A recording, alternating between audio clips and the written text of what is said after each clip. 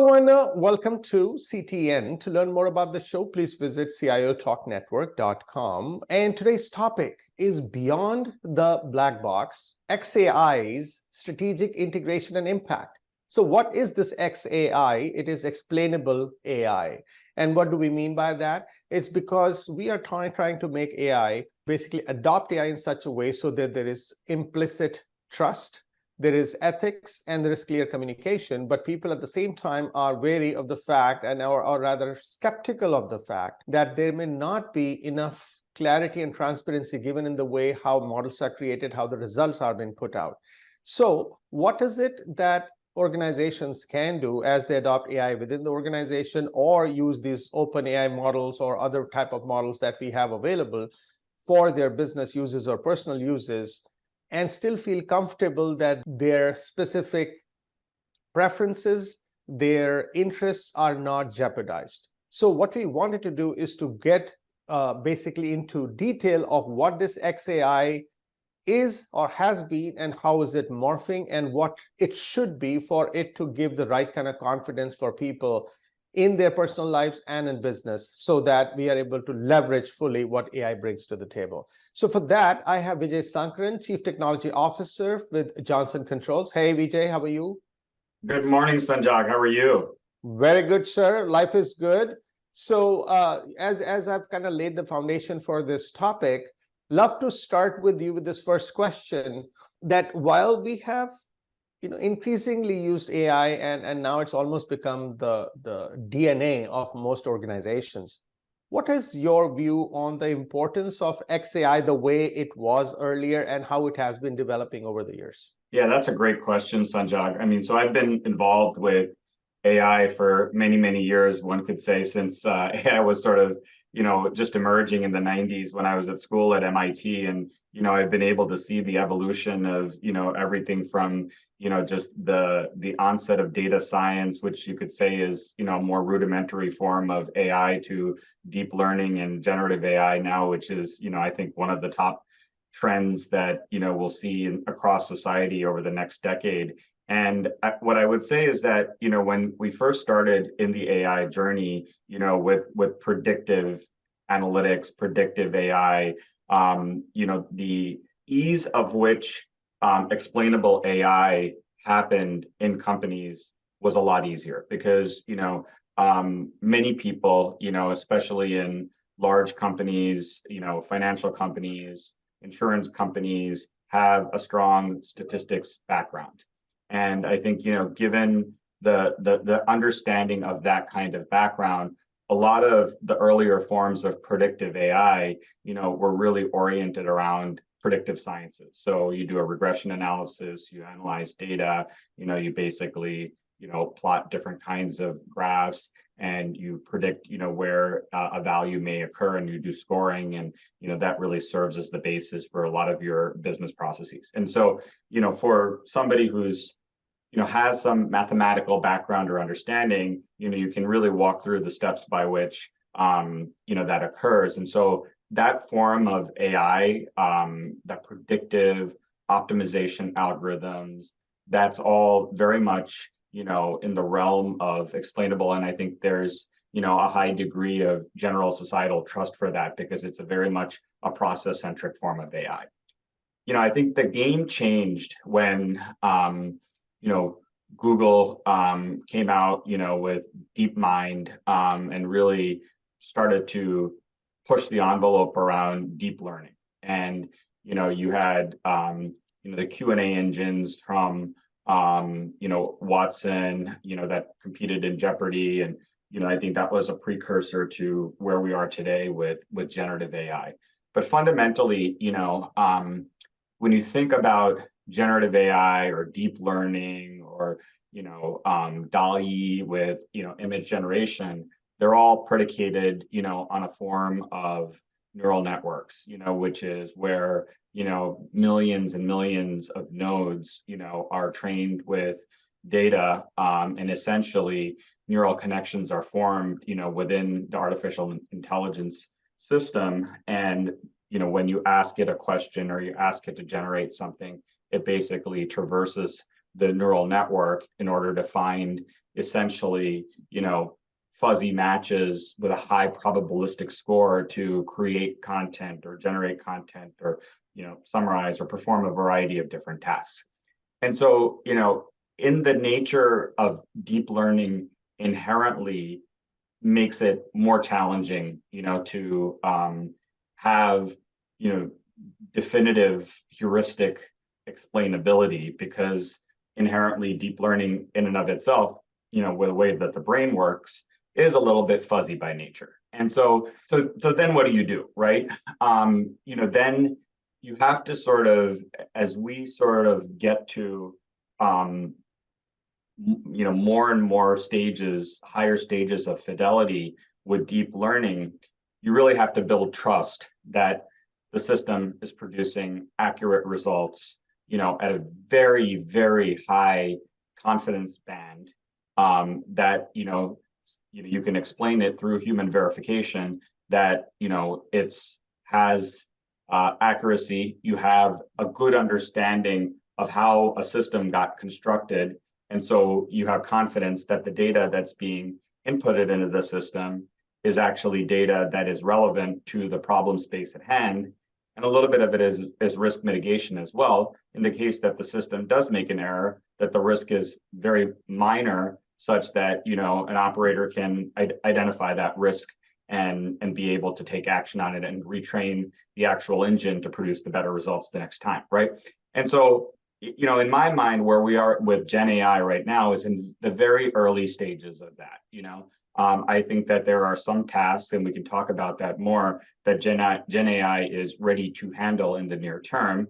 But there are many other tasks that, we need to have a far greater degree of maturity and explainability before, within business processes as well, at least, that we build more confidence that, the models are producing, the desired results, and we can explain how the intricacies of the system is working, right? Right now, though, is we're still in the very early stages. So, we are in a distrusting society now, right? Everything, even it looks good, we're jumping on all over from business standpoint, from personal use. But somewhere we feel, well, if it is true, it's very good, but am I giving out something, or there is something which I'm not understanding? And that's just a bug that we all have in our head. Is XAI, which is explainable AI, more of a figment of an imagination that something is wrong, or it's a governance model which ought to be in place so that before something seriously goes wrong, it catches it and prevents that irreparable damage? Yeah, I mean, I think, any AI system as we go forward, and having followed this in many different forms, from inside of a Tesla with full self-driving capabilities to the way that you see some of the simulations against GPT-4 being run that are intended to try to get it to produce destructive results. I mean, I think any system that has AI in it has to have guardrails, governance, blocks, checks such that the ability for it to do things that are destructive or unproductive are built into the system inherently to mitigate those kinds of risks, right? That's step number one. But I think step number two is in terms of the accuracy of the system itself and the desired the desire to produce results that are actually accurate, right?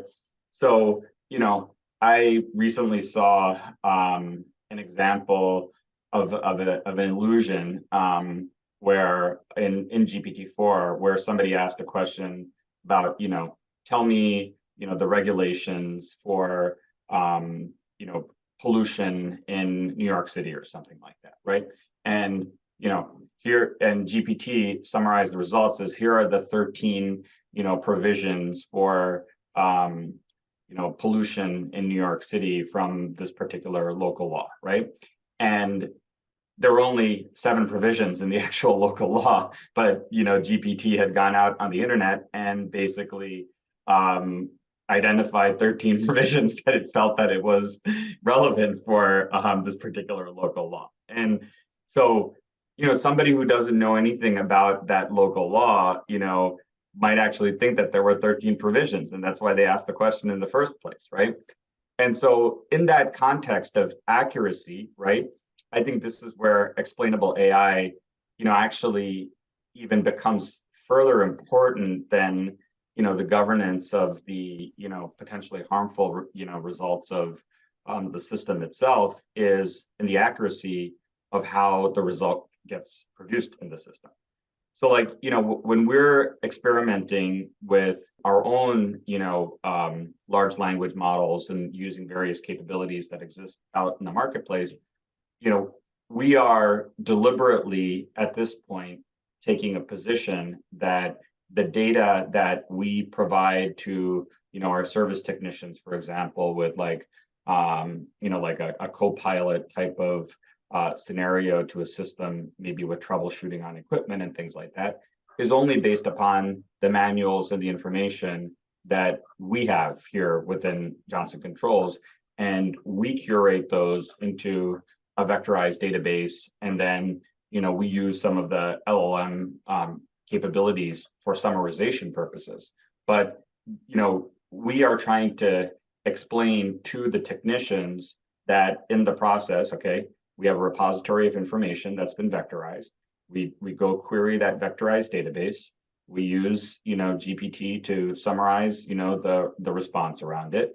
And we're always hyperlinking back to the actual manual so that, the technician knows that, hey, to provide, the veracity of the actual procedure, they can click on the manual, look at the schematic, so on and so forth. So it is a time efficiency save, but yet at the same time, we're creating more explainability in the system and veracity in the system by actually saying it's our data, here's the document, here's how the process, actually got you to the results, right? To build that trust in the system, right? And I think that's what needs to happen right now with, generative, because, quite frankly, when your training set is internet circa 2021, there's a lot of, garbage out there, right? And that's, I think, a really important part of where it is. But I think it's twofold, Sanjog. It's one is, to prevent sort of the potentially destructive behaviors of a AI system, and two, to ensure veracity is why XAI is so critical as we go forward. So in an enterprise context, right, perhaps take Johnson Controls, like your own organization, did you come up with some guardrails which are very specific to yours, or are there some standardizations that are happening where no matter which B2B implementation we're talking, which organizational use of AI is utilized, you have a standard way of explainability that we introduce into an organization?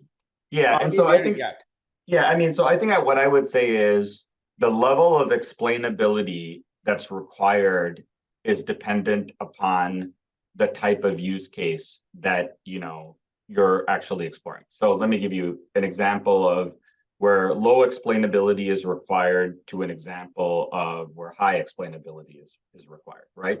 So in a low explainability example, let's take Microsoft's new Office Copilot, right? So if you say, hey, I'm going to feed it this document, right?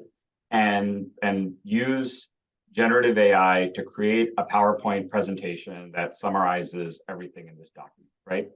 In my mind, low explainability is required in that particular context, because ultimately the person who's developing the PowerPoint content and just put the document in is going to go back through the presentation and say, okay, does the presentation represent, what I was trying to convey, from like a PowerPoint standpoint. Or if I'm like writing a summary, 10-page article and saying I want to abstract around that, somebody's going to ultimately read the abstract to, create the result. That's sort of on one example. On the other example, I'm doing a regulatory filing, around, some, labor incident that happened in a plant, where there were copious notes and so on and so forth, right? That maybe I use generative AI as an efficiency tool in order to summarize that before I write a report, to submit it, right? In that particular scenario, right, explainable AI is very important because you have, external parties that are looking for examples that, could potentially be, utilized in a court of law or within, some sort of governing body and things like that. And so I think in those kinds of systems, you need to have a very clear understanding of all the steps that are taken in terms of, okay, where was the information gathered from? How did it get stored? How did it get processed? What are the specific engines that were used? How do those engines process the data? And how does it create the output? And then how is the human in the loop verifying that the input and output actually have relevancy, and accuracy in terms of what you submitted at the end of the day? So in many ways, that encapsulation of that system is really, really important. And so, I think a lot of it really depends upon, the types of use cases that you're pursuing. The other piece I would say is for a lot of standard like enterprise process use cases, we're not going to build it ourselves. We're going to be acquiring it from a third party, so if something is embedded within Salesforce tools or Microsoft's tools or, any other company that's embedded in a business process, right, is actually now embedding, Copilot technologies, GitHub, they're embedding Copilot technologies, into their tools using generative AI or other forms of AI.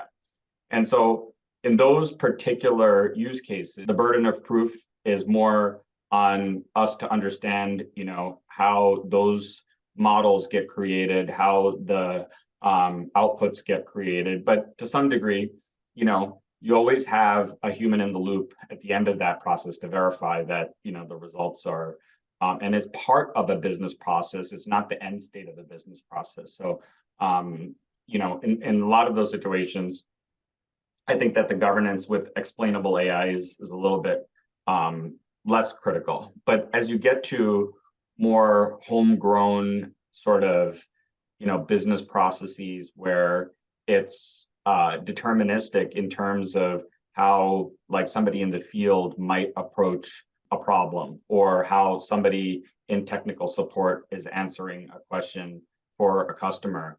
In those sorts of scenarios where it's very tightly tied to customer level interactions, explainable AI and the human in the loop have far greater criticality because of the risks potentially involved of sharing something with a customer or directing a field employee in a way that may have adverse consequences. So it really, I think the framework, Sanjog, is what is most critical as we go forward. So I'll try to draw a parallel, right? So when we buy a luxury car, it's got some most amazing features. Some of them are very futuristic, but they still are there.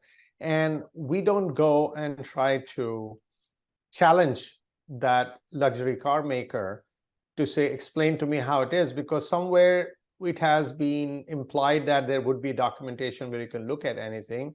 And on the other hand, we somehow get the trust that I can get my family and my kids in that car and drive on a highway at 100 miles an hour. When we are coming to AI, and this is to many is kind of a luxury car where you can do things, amazing things. Yep. And yet we are not able to place the trust. So the reason I drew this parallel is because the brand behind who is producing it is not isolated, or they haven't done a great job of explaining what it is, or at least give the assurance that in case something was wrong, we will take care of it. And also at all times, there will be a documentation or something that they can get access to, even though they've not gone there, but they claim that there is. Is that where we are? Well, I think part of the issue is the inherent nature of generative AI, makes it very difficult to have, like full explainability, right? So I'll go back to what I said at the beginning, right? And I think the power of what, especially with GPT-4, you can do is pretty significant, okay? And so, and the ingestion data of what has been ingested into GPT-4 is part fiction and part fantasy. And so, you know, if I, just like, a human brain, if you ingest, a whole vernacular of different stuff, right? And some of it's fact and some of it's fiction. And ultimately you ask it a question, right? Naturally the human brain is going to respond with some responses that are fact or fiction, right? It's like if you ask me, okay, who was the 14th president of the United States? And, I was taught in grade school that the 14th president of the United States was, Rutherford Hayes rather than Abraham Lincoln. I'm going to be responding the question as Rutherford Hayes, right? But I mean, anyone who's, gone to elementary school and has, read the literature knows that it's Abraham Lincoln, right? And so ultimately, like when you get inaccuracy in the system, right, which becomes well publicized in social media and white papers and things like that, and inherently automatically builds distrust in, how is that system explainable in terms of the results that it's actually producing, right? And so that's why I go back to what I said before is like, you have to, enterprises need to constrain the system, right now, right? Until the system has enough guardrails in it, right? Such that, the explainability of how the system works becomes much more transparent, right? That's not saying we shouldn't do co-pilots and we shouldn't, improve chatbots and we shouldn't use Gen AI to develop documents. I think what I'm saying is that the utility of, GPT as sort of a base foundation for, doing everything, running, mission critical processes is going to be compromised until we get to a place where, we have more trust that, the system will do the right thing 99.99% of the time, and we understand how the system works, how it's been trained, how it sort of guards against, illusory effects, how it's been fine-tuned over time. So I think a part of it is just, people don't understand with simplicity how GPT-4 was created, how GPT-4 works, how GPT-4 has been fine-tuned, what are the plans to fine-tune it, right?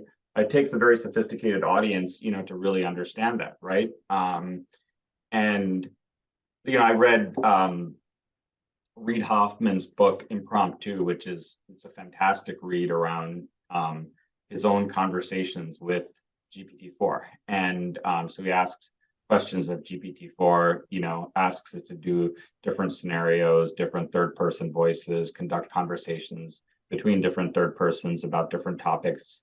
So when you read something like that, you see the versatility of what GPT offers. And so inherently in that versatility, there's ambiguity. And so that's where I think, if you don't understand, for most people, if you don't have understanding of the how it happens, then it builds some level of distrust around what are potentially harmful effects that system generates.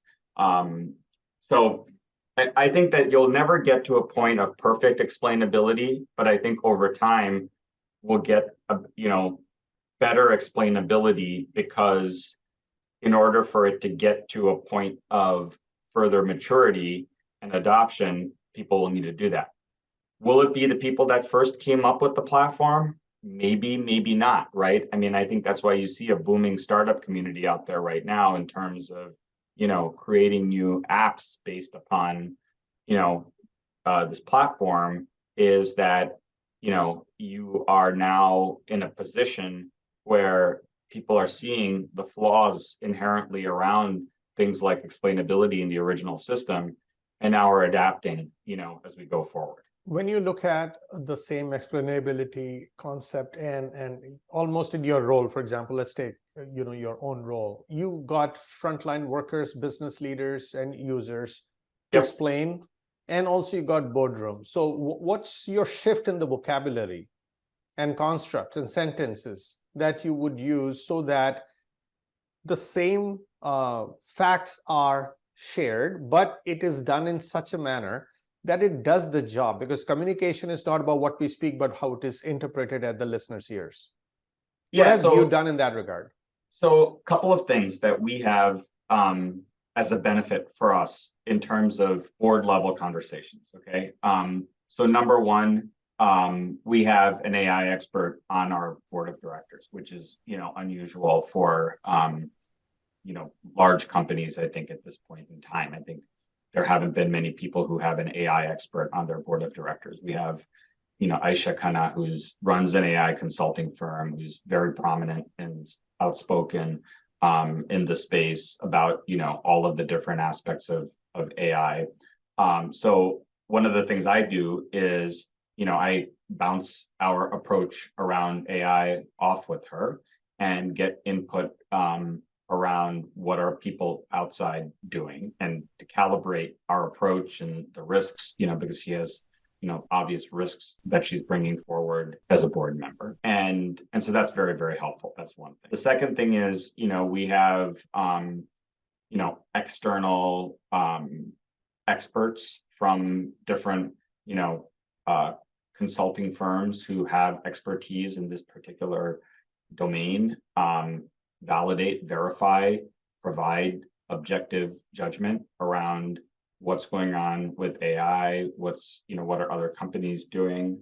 So that's incredibly helpful. The third thing is that, I am in very close contact with, like a Microsoft, for example, that, has is on the forefront. And so I have regular monthly checkpoints with, head of AI commercialization at Microsoft, for example, saying, hey, what are other companies doing? What's sort of mature enough? And he's the type of individual that's been in this space for a long time. And he's like, Vijay, these are the things that are ready for prime time, and these are the things that are, still emerging. And then if I have questions around explainability, how do I help share this, with my fellow peers and board members? He can tell me, hey, this is, here's how the steps work. Here's how the guardrails have been put in place. I can write a simple paper around that. I can distribute that and provide more confidence and trust, within the ecosystem. So, at this point, with AI, I think it's one of those things where we have to be just very, we have to have lots of checks and balances around, the inputs that we're getting in terms of, figuring out, what direction that a company needs to go in, because there's so many different input sources that have, varying levels of accuracy. You have to find key individuals that you can trust as you craft that, AI narrative and strategy going forward. So in different countries, they all are trying to regulate AI, right? Yes. Including our own. We've seen things in the news, but without having the how. Why is kind of understood, but the how, if not clear, will be very difficult for anyone to create any kind of guardrails or regulations. So what is it a chicken and egg thing that, okay, let something work out and then we will figure it out as we go? But that's not how regulations are supposed to be created. No, and I'll give you an example, right? With like the European, AI and Data Act and things like that, right? So one of the things that, a lot of these regulations, the way that they work is there's a little bit of sort of, the initial bid of, hey, this is what we're going to, how we're going to regulate this. And then a lot of the people that are providing feedback to those regulations are people who have deep industry expertise and saying, this is going to impact, that's going to impact, this is reasonable, just kind of calibrating that. And it's sort of a little bit of a yo-yo process, where between regulators and companies, there's this dance around, okay, where should you draw that line at this point in time so that it doesn't, stifle innovation, yet at the same time, mitigates the appropriate risks, right? Because, at the end of the day, different regions also have a vested interest in wanting to leverage the power of AI to drive innovation and economic growth in their own countries, right? And so, if they regulate too hard, and too conservatively, then that's going to stifle the amount of innovation that can happen. And, investments will go to other places where regulations are more balanced, right? And so I think it's this, kind of dance that companies and startups and venture capitalists have with different regions, with experts saying, hey, this is reasonable, this seems a little bit excessive, and sometimes you don't get it right the first time, then you have additional revisions on those regulations. So I think again, we're so early in this process, Sanjog. I mean, the US just released its AI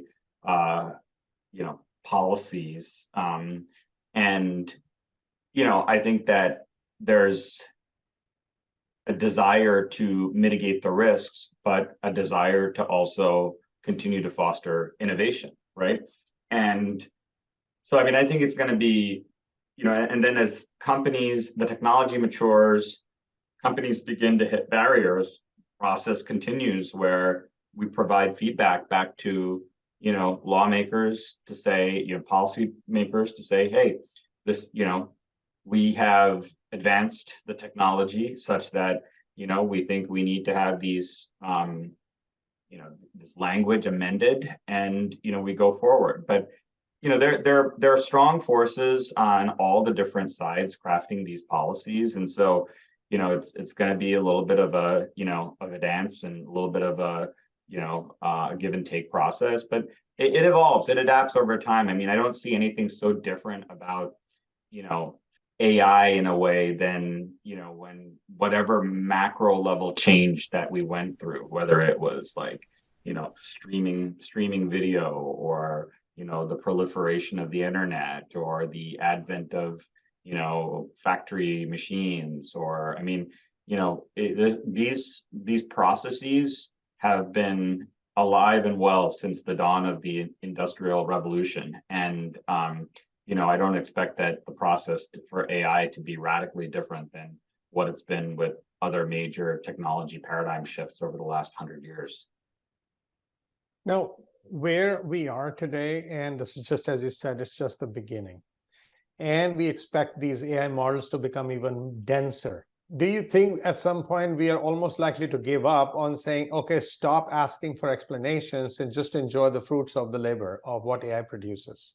I mean, it can get frustrating for people who are put in that seat to explain something which is tough for themselves to comprehend, let alone explain to somebody else.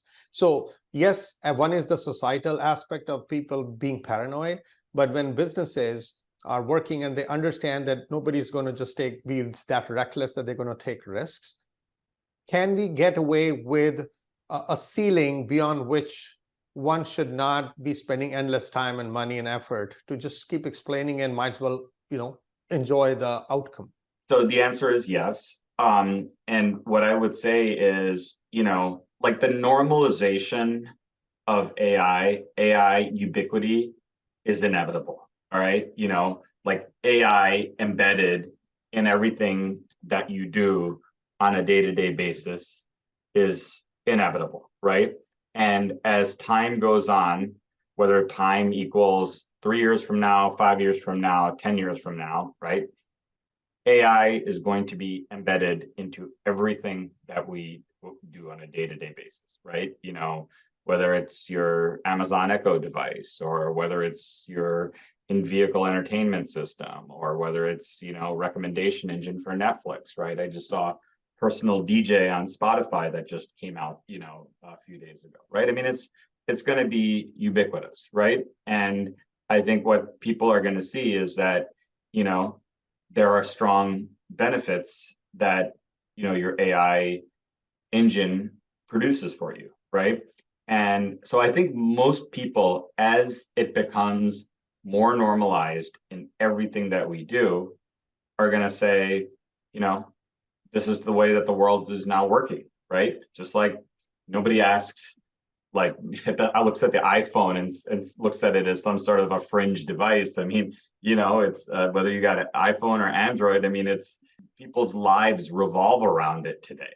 So nobody's questioning when the new version of iOS comes out and it looks different. Is it like, okay, tell me the explainability of, does the current version of iOS work like the previous version of iOS, right? So I think, when you look at all of those things, it's definitely going to be normalized, in terms of everything that happens. Are there going to be people on, at the edges of that normal distribution of societal adoption that question things and are nervous about things and paint apocalyptic scenarios about things? Absolutely. Is there going to be, occasional, examples where, AI produced something that was egregiously inaccurate or led to, situations that created risk for a company? Absolutely. Is there going to be malicious and nefarious use of generative AI in areas like cyber and deep fakes and placement of images where there was absolutely no context prior to that generative image being created? 100%. It's happening now.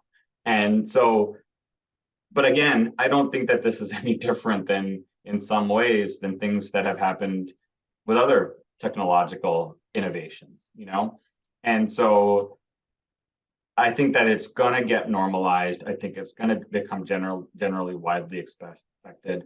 But I mean, it's our job as, stewards of technology to govern the risk so that society doesn't become so complacent that, the risk mitigation is